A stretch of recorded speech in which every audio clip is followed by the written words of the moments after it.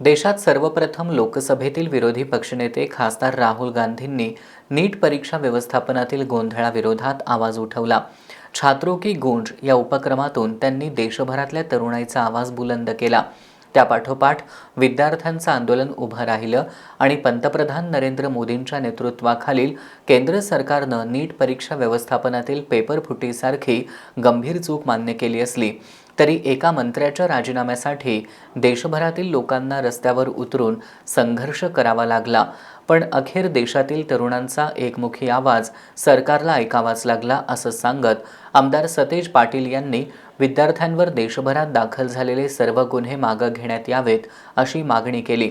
ते आज कोल्हापुरात काँग्रेसच्या वतीनं आयोजित कॅन्डल मार्चवेळी बोलत होते।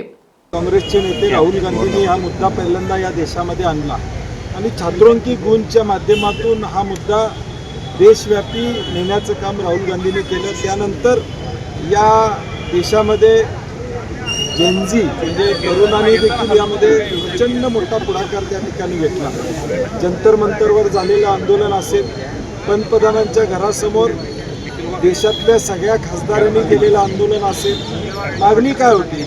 एका बाजूला कोट्यावधी युवती या देशातले संघर्ष करत होते। मागणी एकच, धर्मेंद्र प्रधानांचा राजीनामा या ठिकाणी व्हावा अशी मागणी होती।